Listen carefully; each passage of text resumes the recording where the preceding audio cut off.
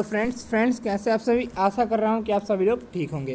Friends आज इस video में हम लोग देखने वाले हैं जो आरपीएफ कांस्टेबल एंड एसआई के लिए जो रोजगार विथ अंकित के द्वारा जो बुक जारी की गई है उसी को लेकर चलते हुए आज के इस वीडियो में हम लोग आधुनिक भारत से संबंधित काफ़ी इंपॉर्टेंट पॉइंट्स को हम लोग कवर करने वाले हैं, जो कि काफ़ी इंपॉर्टेंट होंगे आपके एग्ज़ाम के लिए और काफ़ी महत्वपूर्ण होने वाला है यह प्रश्न। इसमें टोटल जो प्रश्न होंगे ये 108 प्रश्न है। तो वीडियो को जो है वो अंत तक देखिएगा, वीडियो थोड़ा सा लंबा होगा। अगर आप चैनल पर पहली बार विजिट कर रहे हो तो आरपीएफ एएलपी की तैयारी करने के लिए हमारे चैनल से अवश्य जुड़ सकते हैं। फर्स्ट क्वेश्चन दिया गया है, देखिए हम लोग आधुनिक भारत को कवर कर रहे हैं। आरपीएफ कांस्टेबल एंड एसआई के लिए ये बेस्ट बुक है, रोजगार विथ अंकित का है, ध्यान दीजिएगा, काफ़ी इंपॉर्टेंट बुक है। तो आइए शुरू करते हैं। पागलपंथी विद्रोह कहाँ हुआ था? तो पागलपंथी विद्रोह जो हुआ था वो राइट आंसर हो जाएगा सी ऑप्शन, बंगाल में हुआ था। ठीक है, यहाँ से दिया गया है, इसका व्याख्या भी इस बुक में दिया गया है। पागलपंथी विद्रोह वर्ष 1813 ईस्वी को बंगाल के ममे सिंध क्षेत्र में हुआ था। ठीक है, पागलपंथी विद्रोह के द्वारा तत्कालीन समाज के लोगों द्वारा जमींदारों के अत्याचार के विरुद्ध आवाज़ उठाई गई थी। नेक्स्ट है, पागलपंथी विद्रोह मुख्यतः गोरो जनजाति के लोगों से संबंधित था। पागलपंथी विद्रोह को उत्तरी बंगाल में संचालित करने का श्रेय करम शाह या करीम शाह को जाता है। ध्यान दीजिएगा, अगर आप प्राचीन भारत और मध्यकालीन भारत को अभी तक नहीं पढ़े हैं रोजगार विथ अंकित का बुक से, तो वीडियो जो है वो हम अपलोड कर चुके हैं। उस वीडियो का लिंक इसी वीडियो के प्लेलिस्ट में डिस्क्रिप्शन में दे दिया गया है, या फिर प्लेलिस्ट से जाकर अवश्य देख लीजिएगा। नेक्स्ट देखिए, पूर्ण सार्वजनिक सभा की स्थापना किस स्थान पर हुई थी? तो राइट आंसर हो जाएगा बी, पुणे में हुई थी। यहाँ से इसका व्याख्या दिया गया है। तो पूर्ण सार्वजनिक सभा की स्थापना महात्मा गोविंद रानाडे ने 2 अप्रैल 1870 को पुणे में महाराष्ट्र में किया था। नेक्स्ट, पूर्ण सार्वजनिक सभा आज़ादी से पूर्व ब्रिटिश भारत में स्थापित एक सामाजिक संगठन था। नेक्स्ट, पूर्ण सार्वजनिक सभा का उद्देश्य तत्कालीन सरकार तथा जनता के बीच मध्यस्थता तथा किसानों के कानूनी अधिकारों को लोकप्रिय बनाना था। नेक्स्ट प्रश्न दिया गया है, सोंग्राम संगमा विद्रोह कहाँ हुआ? तो राइट आंसर हो जाएगा ए ऑप्शन, असम राज्य में हुआ था। ध्यान दीजिएगा, ये जो हुआ था ये असम राज्य में हुआ था, यानी ऑप्शन जो हो जाएगा ए राइट हो जाएगा। यहाँ से देखिए, सोंग्राम संगमा विद्रोह 1906 में असम में हुआ था। सोंग्राम संगमा विद्रोह का मुख्य कारण अंग्रेजों द्वारा आदिवासी जनजातियों का शोषण था। अंग्रेजों ने आदिवासी जनजातियों के क्षेत्र को सीमित कर दिया, जिसके फलस्वरूप इन जनजातियों को उनके वन अधिकारों से वंचित होना पड़ा। नेक्स्ट दिया गया है 4 नंबर प्रश्न, दिसंबर 1929 ईस्वी में लाहौर में संपन्न हुए कांग्रेस के राष्ट्रीय अधिवेशन में कौन सा प्रस्ताव पास हुआ? यहाँ से ऑप्शन दिया गया है, तो इसका जो राइट आंसर हो जाएगा वो हो जाएगा यहाँ से C option. C option right हो जाएगा, पूर्ण स्वराज प्रस्ताव प्राप्त हुआ था। ठीक है, यहाँ से इसका व्याख्या दिया गया है। तो दिसंबर 1929 ईस्वी में भारतीय राष्ट्रीय कांग्रेस के लाहौर अधिवेशन में पूर्ण स्वराज की प्राप्ति का प्रस्ताव पारित हुआ। भारतीय राष्ट्रीय कांग्रेस के लाहौर अधिवेशन की अध्यक्षता पंडित जवाहरलाल नेहरू ने की थी। भारतीय राष्ट्रीय कांग्रेस के लाहौर अधिवेशन में यह निर्णय लिया गया कि 26 जनवरी 1930 के दिवस को पूर्ण स्वतंत्रता के रूप में मनाया जाएगा। यहाँ से देखिए, लाहौर जो है वो रावी नदी के तट पर स्थित है, जिसकी वर्तमान अवस्थिति पंजाब यानी पाकिस्तान में है। नेक्स्ट देखिए 5 नंबर सवाल, निम्न में से किस समझौता पत्र पर महात्मा गांधी और डॉक्टर भीमराव अंबेडकर के बीच हस्ताक्षर हुए थे जो अछूतों को नए अधिकार देता है? राइट आंसर हो जाएगा बी, पूना समझौता। ठीक है, यहाँ से इसका व्याख्या देख लेते हैं। महात्मा गांधी तथा डॉक्टर भीमराव अंबेडकर के मध्य पूना समझौता 14 सितंबर 1932 को हुआ था। इसको पूना पैक्ट के नाम से भी जाना जाता है। इस समझौते के तहत अछूत दलित वर्ग के नए अधिकार मिले। पूना समझौता पर महात्मा गांधी ने स्वयं हस्ताक्षर नहीं किए थे। नेक्स्ट देखिए, महात्मा गांधी किसे अपना राजनीतिक गुरु मानते थे? तो राइट आंसर हो जाएगा यहाँ से गोपाल कृष्ण गोखले को मानते थे, यानी ऑप्शन जो हो जाएगा वो हो जाएगा ए राइट हो जाएगा, गोपाल कृष्ण गोखले। यहाँ से इसका व्याख्या दिया गया है। महात्मा गांधी के राजनीतिक गुरु गोपाल कृष्ण गोखले थे। गोपाल कृष्ण गोखले के राजनीतिक गुरु महात्मा गोविंद रानडे थे। गोपाल कृष्ण गोखले भारतीय राष्ट्रीय कांग्रेस के नरम दल से संबंधित थे। गोपाल कृष्ण गोखले ने भारतीय राष्ट्रीय कांग्रेस के बनारस अधिवेशन 1905 की अध्यक्षता की थी। नेक्स्ट देखिए, भारत में समुद्री व्यापार केंद्र स्थापित करने वाला पहला यूरोपीय कौन था? यहाँ से ऑप्शन दिए गए हैं, तो इसका जो राइट आंसर हो जाएगा वो हो जाएगा डी ऑप्शन, पुर्तगाली था, यानी ऑप्शन हो जाएगा यहाँ से डी। यहाँ से देखिए इसका व्याख्या दिया गया है। भारत में समुद्री व्यापार केंद्र स्थापित करने वाला पहला यूरोपी पुर्तगाली था। पुर्तगाली व्यापारी वास्को डी गामा 17 मई 1498 को भारत के लिए नए समुद्री मार्ग की खोज की थी। वास्को डी गामा सर्वप्रथम भारत के पश्चिमी तट पर स्थित कालीकट बंदरगाह पहुंचा था। भारत में आने वाले यूरोपीय शक्तियों का क्रम इस प्रकार है, पहले पुर्तगाली आया, फिर डच आया, फिर अंग्रेजी आया, फिर डेनिश आया, फिर फ्रांसीसी आया। यहाँ से देखिए, भारत छोड़ो आंदोलन निम्न में से किसकी विफलता के कारण शुरू हुआ था? क्वेश्चन नंबर 8 दिया गया। राइट आंसर हो जाएगा इसका सी ऑप्शन, क्रिप्स मिशन की विफलता के लिए शुरू किया गया था। भारत छोड़ो आंदोलन क्रिप्स मिशन की विफलता के कारण शुरू हुआ। भारत में क्रिप्स मिशन का आगमन मार्च 1942 को हुआ था। क्रिप्स मिशन की विफलता का मुख्य कारण भारत को पूर्ण रूप से स्वतंत्रता न देकर विभाजित डोमिनियन स्टेटस का दर्जा प्रदान करना था। यहाँ से देखिए, भारत छोड़ो आंदोलन अगस्त 1942 को शुरू हुई थी। इस आंदोलन के दौरान मुंबई स्थित ग्वालियर टैंक मैदान से महात्मा गांधी ने करो या मरो का नारा दिया था। नेक्स्ट देखिए 9 नंबर सवाल, ईस्ट इंडिया कंपनी ने भारत के किस शहर में अपना पहला व्यापारिक फैक्ट्री स्थापित की? तो राइट आंसर हो जाएगा डी ऑप्शन, सूरत में स्थापित की। यहाँ से देखिए इसका दिया गया है, ईस्ट इंडिया कंपनी ने भारत के सूरत शहर में अपना पहला व्यापारिक कोठी यानी फैक्ट्री स्थापित की थी। ईस्ट इंडिया कंपनी की स्थापना 31 दिसंबर 1600 ईस्वी को हुई थी। ठीक है, ध्यान में रखिएगा। नेक्स्ट दिया गया है, गोवा को पुर्तगालों से स्वतंत्रता किस वर्ष प्राप्त हुआ? तो राइट आंसर हो जाएगा 1961 में प्राप्त हुआ था। इसका व्याख्या देख लेते हैं। इसका व्याख्या देखिए, तो गोवा को पुर्तगाल से स्वतंत्रता वर्ष 1961 में प्राप्त हुई थी। पुर्तगालियों द्वारा गोवा पर कब्जा वर्ष 1510 में किया गया था। वर्ष 1510 से 1961 लगभग 450 वर्षों तक गोवा पुर्तगालियों के अधीन रहा। नेक्स्ट देखिए, ऑपरेशन विजय के तहत भारतीय सेना ने गोवा को पुर्तगालियों के कब्जे से 19 दिसंबर 1961 को स्वतंत्र करा लिया। नेक्स्ट प्रश्न देखिए, भारत में अंग्रेजों द्वारा निर्मित पहला किला कौन सा था? तो राइट आंसर हो जाएगा A option, Fort Saint George था, यानी ऑप्शन जो हो जाएगा ए राइट हो जाएगा। भारत में अंग्रेजों द्वारा निर्मित पहला किला फोर्ट सेंट जॉर्ज था। फोर्ट सेंट जॉर्ज को ऐतिहासिक रूप से व्हाइट टाउन के नाम से भी जाना जाता है। फोर्ट सेंट जॉर्ज किले की स्थापना वर्ष 1640 ईस्वी में ईस्ट इंडिया कंपनी द्वारा तत्कालीन मद्रास, वर्तमान में चेन्नई, तमिलनाडु राज्य में की गई थी। नेक्स्ट देखिए, केप ऑफ गुड होप कहाँ स्थित है? तो केप ऑफ गुड होप जो है राइट आंसर हो जाएगा बी, दक्षिण अफ्रीका में स्थित है। यहाँ से देखिए, केप ऑफ गुड होप दक्षिण अफ्रीका में स्थित है। केप ऑफ गुड होप से होकर ही पुर्तगाली व्यापारी वास्को डी गामा कालीकट तक पहुंचा था।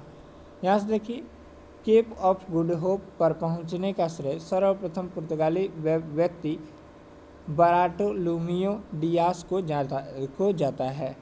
केप ऑफ गुड होप का अन्य नाम उत्मासा अंतरीप है। नेक्स्ट देखिए, भारत के पहले वायसराय कौन थे? राइट आंसर हो जाएगा ए, लॉर्ड कैनिंग थे। लॉर्ड कैनिंग राइट हो जाएगा, यानी ऑप्शन हो जाएगा ए। यहाँ से देखिए, भारत के प्रथम वायसराय लॉर्ड कैनिंग थे। कैनिंग का कार्यकाल वायसराय के रूप में 1 नवंबर 1858 ईस्वी से 21 मार्च 1862 ईस्वी तक था। गवर्नर ऑफ इंडिया एक्ट 1858 के अनुसार भारत के गवर्नर जनरल ऑफ इंडिया को भारत का वायसराय घोषित किया गया। कैनिंग गवर्नर जनरल के पद पर 28 फरवरी 1856 से 21 मार्च 1862 तक रहे। नेक्स्ट देखिए, कैनिंग के कार्यकाल के दौरान पारित कुछ एक्ट। विधवा पुनर्विवाह अधिनियम जो कि 1856 में हुआ था। गवर्नर ऑफ इंडिया एक्ट 1858 में हुआ था। गवर्नर ऑफ इंडिया एक्ट 1861 में हुआ था। और वर्ष 1861 ईस्वी में मद्रास, कोलकाता तथा बम्बई में उच्च न्यायालय की स्थापना भी की गई थी। नेक्स्ट देखिए, किसान सभा आंदोलन किस राज्य में प्रारंभ हुआ? तो किसान सभा आंदोलन जो है वो राइट आंसर हो जाएगा डी, बिहार राज्य में प्रारंभ हुआ था। किसान सभा आंदोलन बिहार राज्य से प्रारंभ हुआ था। किसान सभा आंदोलन का नेतृत्व बिहार में स्वामी सहजानंद सरस्वती ने किया था। स्वामी सहजानंद सरस्वती ने ही वर्ष 1929 में बिहार प्रांतीय किसान सभा का गठन किया था। नेक्स्ट देखिए, पाबना किसान विद्रोह निम्न में से किस राज्य में हुआ था? राइट आंसर हो जाएगा बी, पश्चिम बंगाल में हुआ था। यहाँ से देखिए, पाबना किसान विद्रोह वर्ष 1873 से 76 के दौरान पश्चिम बंगाल में हुआ था। पाबना किसान विद्रोह जमींदारों द्वारा किसानों के शोषण के विरुद्ध था। पाबना किसान विद्रोह आंदोलन के प्रमुख नेताओं में शंभूपाल तथा ईशान चंद्र राय थे। यहाँ से देखिए, भारत में हुए अन्य प्रमुख किसान विद्रोह या आंदोलन या सत्याग्रह। नील विद्रोह 1859 में, चंपारण सत्याग्रह 1917 में, बारदोली सत्याग्रह या आंदोलन 1928 में, तेभागा विद्रोह 1946 से 47 में। नेक्स्ट देखिए, जमींदार एसोसिएशन की स्थापना कब की गई थी? तो राइट आंसर हो जाएगा सी, 1838 में की गई थी। यहाँ से दिया गया है, जमींदार एसोसिएशन की स्थापना वर्ष 1838 में हुई। जमींदारी एसोसिएशन को ही लैंड होल्डर्स सोसाइटी के रूप में जाना जाता है। जमींदारी एसोसिएशन के संस्थापक द्वारकानाथ टैगोर प्रमुख थे।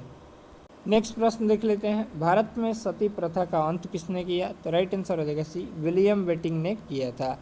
यहाँ से देखिए, भारत में सती प्रथा का अंत विलियम बेटिंग ने किया। विलियम बेटिंग वर्ष 1834 ईस्वी में भारत के प्रथम गवर्नर जनरल नियुक्त हुए थे। ब्रह्मा समाज के संस्थापक राजा राम मोहन राय ने तत्कालीन समाज में व्याप्त बुराइयों तथा महिलाओं के ऊपर हो रहे अत्याचारों के खिलाफ अपनी आवाज़ बुलंद की थी। इन्हीं के प्रयासों के फलस्वरूप 4 दिसंबर 1829 ईस्वी को तत्कालीन फोर्ट विलियम बंगाल के गवर्नर विलियम बेटिंग ने सती प्रथा पर रोक लगा दी थी। नेक्स्ट देखिए, विलियम बेटिंग का भारत के प्रथम गवर्नर जनरल के रूप में कार्यकाल 1834 से 35 ईस्वी तक था। नेक्स्ट देख लेते हैं 18 नंबर सवाल, नील विद्रोह निम्न में से किस राज्य में हुआ? तो राइट आंसर हो जाएगा सी, पश्चिम बंगाल राज्य में हुआ था। नील विद्रोह पश्चिम बंगाल राज्य में हुआ था। नील विद्रोह वर्ष 1859 ईस्वी में हुआ था। यह विद्रोह भारतीय किसानों का प्रथम सफल विद्रोह था। नेक्स्ट देखिए, नील विद्रोह का मुख्य कारण भारतीय किसानों द्वारा नील की खेती ना करना था। ठीक है, ना करना था। नेक्स्ट देखिए, नील विद्रोह के प्रमुख नेताओं में विष्णु विश्वास तथा दिगंबर विश्वास भारतीय किसानों द्वारा नील की खेती ना करने के कारण वर्ष 1860 में नील आयोग की नियुक्ति हुई थी। नेक्स्ट देखिए, खेड़ा सत्याग्रह कहाँ हुआ था? तो राइट आंसर हो जाएगा सी, गुजरात राज्य में हुआ था। खेड़ा सत्याग्रह वर्ष 1918 में गुजरात में हुआ था। खेड़ा आंदोलन का प्रमुख कारण अंग्रेजों की कर वसूली के विरुद्ध भारतीय किसानों का प्रदर्शन करना था। वर्ष 1918 ईस्वी में भारत में अत्यधिक सूखा पड़ने के कारण किसानों की फसल बर्बाद हो गया था। फसल बर्बाद होने के फलस्वरूप भारतीय किसान अंग्रेजों को लगान यानी कर देने में असमर्थ हो गए थे। इसी प्रकरण के खिलाफ महात्मा गांधी ने किसानों के साथ मिलकर खेड़ा सत्याग्रह आरंभ किया था। नेक्स्ट देखिए, यहाँ से नेक्स्ट सवाल दिया गया है, कौन भारतीय नेता को लोकप्रिय रूप से पंजाब केसरी के नाम से जाना जाता है? राइट आंसर हो जाएगा यहाँ से देखिए, पंजाब केसरी के नाम से ए ऑप्शन लाला लाजपत राय को जाना जाता है, यानी ऑप्शन हो जाएगा ए। यहाँ से इसका डिस्कशन देख लेते हैं। भारतीय नेता लाला लाजपत राय को लोकप्रिय रूप से पंजाब केसरी के नाम से जाना जाता है। मौलाना अबुल कलाम आज़ाद भारतीय राष्ट्रीय कांग्रेस के सबसे युवा अध्यक्ष बने थे। यहाँ से देखिए, रविंद्रनाथ टैगोर प्रथम एशियाई तथा भारतीय व्यक्ति थे जिन्हें नोबेल पुरस्कार की प्राप्ति हुई थी। यहाँ से देखिए, सरदार वल्लभ भाई पटेल की सबसे ऊंची प्रतिमा गुजरात राज्य के केवड़िया नामक स्थान पर स्थित है, जिसको स्टैचू ऑफ यूनिटी के नाम से जाना जाता है। इसकी ऊंचाई 182 मीटर है। नेक्स्ट प्रश्न देखिए 21 नंबर। भारतीय राष्ट्रीय कांग्रेस की स्थापना जो है वो किस वर्ष हुई थी? राइट जो आंसर हो जाएगा वो हो जाएगा ए ऑप्शन, 1885 ईस्वी में हुई थी, यानी ऑप्शन हो जाएगा ए। यहाँ से देखिए भारतीय राष्ट्रीय कांग्रेस की स्थापना 28 दिसंबर 1885 ईस्वी को गोकुलदास तेजपाल संस्कृत कॉलेज बॉम्बे में हुई थी। भारतीय राष्ट्रीय कांग्रेस के संस्थापक एलन ऑक्टेवियन ह्यूम थे, यानी ए.ओ. ह्यूम जिसको बोलते हैं थे। भारतीय राष्ट्रीय कांग्रेस के प्रथम अधिवेशन की अध्यक्षता व्योमेश चंद्र बनर्जी ने की थी। भारतीय राष्ट्रीय कांग्रेस का प्रथम अधिवेशन बॉम्बे में 1885 में आयोजित हुआ था, जिसमें कुल 72 प्रतिनिधियों ने भाग लिया था। नेक्स्ट वर्ष 1886 ईस्वी में कोलकाता में आयोजित भारतीय राष्ट्रीय कांग्रेस के द्वितीय अधिवेशन की अध्यक्षता दादा भाई नौरोजी ने की थी। नेक्स्ट प्रश्न देखिए बिस्मार्क ऑफ इंडिया किसे कहा जाता है? राइट आंसर हो जाएगा बी, सरदार वल्लभ भाई पटेल को कहा जाता है। यहाँ से देखिए बिस्मार्क ऑफ इंडिया के नाम से सरदार वल्लभ भाई पटेल को कहा जाता है या जाना जाता है। नेक्स्ट देखिए वल्लभ भाई पटेल को सरदार की उपाधि बारदोली सत्याग्रह 1928 का नेतृत्व करने के दौरान वहां उपस्थित महिलाओं ने प्रदान की थी। सरदार वल्लभ भाई पटेल भारत के प्रथम उप प्रधानमंत्री तथा गृह मंत्री थे। पंडित जवाहरलाल नेहरू भारत के प्रथम प्रधानमंत्री थे। सरोजिनी नायडू भारत के उत्तर प्रदेश राज्य की प्रथम महिला राज्यपाल थी। इनको द नाइटिंगेल ऑफ इंडिया के नाम से भी जाना जाता है। नेक्स्ट देखिए बिपिन चंद्रपाल ने कौन सा समाचार पत्र शुरू किया था? राइट आंसर हो जाएगा ए, न्यू इंडिया साप्ताहिक समाचार पत्र शुरू किया था। बिपिन चंद्रपाल ने न्यू इंडिया साप्ताहिक समाचार पत्र शुरू किया था। न्यू इंडिया साप्ताहिक समाचार पत्र अंग्रेजी भाषा में वर्ष 1901 में प्रकाशित हुआ था। बिपिन चंद्रपाल भारतीय राष्ट्रीय कांग्रेस के गरम दल से संबंधित थे। नेक्स्ट देखिए सुधारक साप्ताहिक समाचार पत्र की शुरुआत गोपाल आगरकर ने की थी। यह अंग्रेजी तथा मराठी दोनों भाषाओं में प्रकाशित होता था। यह वर्ष 1888 ईस्वी में प्रकाशित हुआ था। वंदे मातरम साप्ताहिक समाचार पत्र की शुरुआत अरविंद घोष ने की थी। यह अंग्रेजी भाषा में प्रकाशित होता था। यह वर्ष 1905 में प्रकाशित हुआ था। तलवार समाचार पत्र से संबंधित व्यक्ति वीरेंद्र नाथ चट्टोपाध्याय तथा मैडम बीकाजी कामा थे। नेक्स्ट देखिए ब्रह्म समाज के संस्थापक कौन थे? तो अभी हमने बताया था राजा राम मोहन राय जो थे वो ब्रह्म समाज के संस्थापक थे, यानी ऑप्शन हो जाएगा यहाँ से आपका राइट आंसर हो जाएगा ए, राजा राम मोहन राय।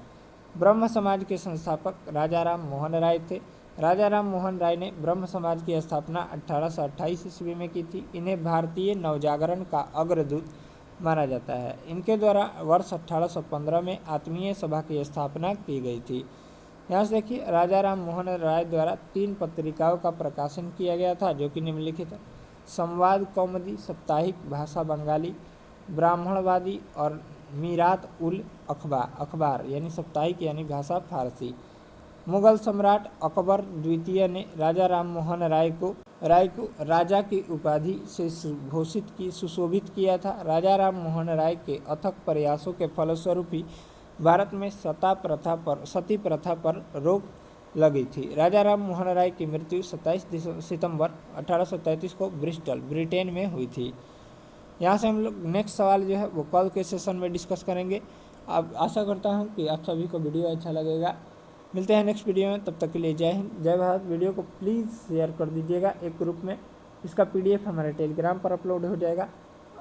अगर आप चैनल पर पहली बार विजिट करें चैनल को ज़रूर से सब्सक्राइब कर लीजिएगा।